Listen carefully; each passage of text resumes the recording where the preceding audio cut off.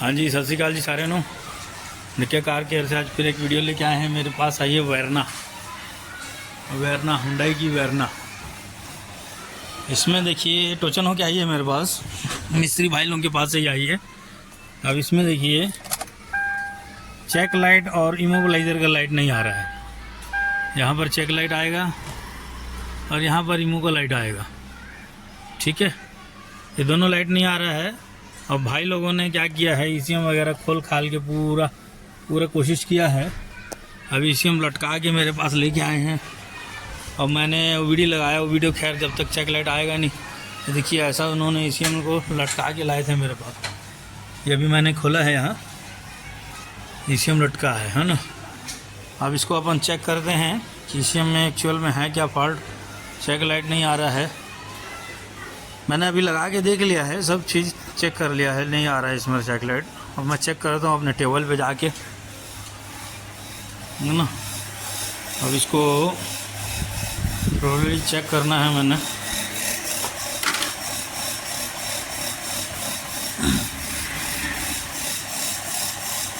जहाँ तक जो मैं बता रहा हूँ i10 और i20 में फॉल्ट आता है ना, वही फॉल्ट इसमें आया है। यहाँ देखिए दिख रहा है, साफ सुथ किया है, पेट्रोल से धोया धाया है लोगों ने, है ना। मैं अपने हिसाब से चेक करता हूँ इसको।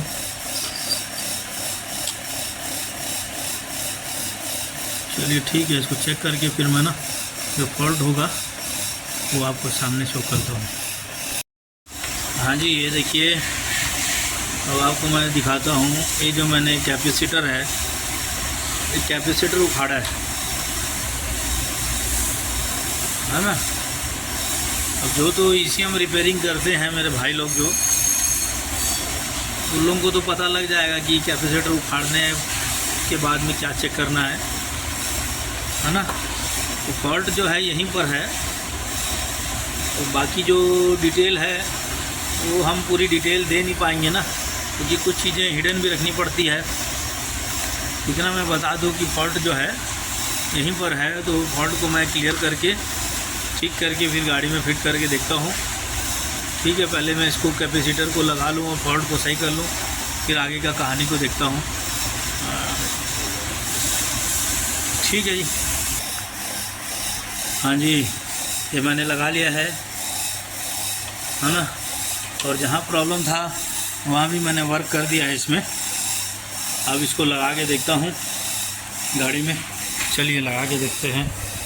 अब यही प्रॉब्लम यही आता है ना कि हमको कई बार बार बार गाड़ी में लगा के देखना पड़ता है।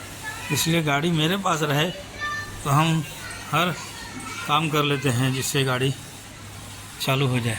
चलो मैं लगाता हूँ। हाँ जी, ये देखिए फिट कर दिया मैंने इसको। अभी पूरा कंप्लीट फिटिंग नहीं किया है। अब देखते हैं गाड़ी स्टार्ट।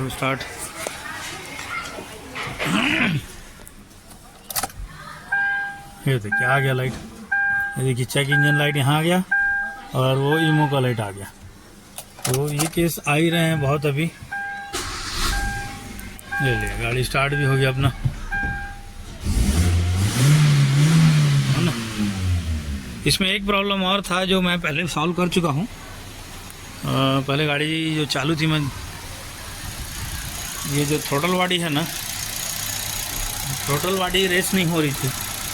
इसका जो सॉकेट है, ये देखिए सॉकेट, ये सॉकेट लूज था। अब किसी भाई ने इसको ढंग से फंसाया नहीं था और उसका लॉक टूटा हुआ है और वो लॉक वॉक मिलता नहीं करके मैं टाई क्लिप बांध दिया इसमें बढ़िया से जोर से, है ना। ये क्या था कि रेस नहीं हो रही थी मेरे से पहले, जब ये ईसीएम ठीक था तो रेस नहीं हो रही थी, ऐसा कंप्लेंट था। और उसको ऐसे ही लूज़ में चला रहे थे। हो सकता है कि उसकी वजह से भी ईसीएम उड़ सकता है। और उसके बाद उन्होंने कहा कि गाड़ी की चेक लाइट आना बंद हो गई। ये देखिए हमारी गाड़ी ये सॉल्व हो गई है ना। अब अपन ये मैं वो वीडियो वगैरह भी लगाया हुआ था, स्कैन करने का अभी ज़रूरत नहीं है इसमें। तो ठीक है, लाइट वाइट सब चली गई है। ये भी गाड़ी प्रॉब्लम सॉल्व हो गया हमारा। ठीक है, फिर मिलेंगे नेक्स्ट वीडियो में। ऐसे ईसीएम का वीडियो को क्या है, अपन ज़्यादा शो नहीं करते हैं क्योंकि कई चीज़ें होती हैं जिसको हिडन रखना पड़ता है। ठीक है सर, फिर मिलेंगे नेक्स्ट वीडियो में। ओके, धन्यवाद, थैंक यू।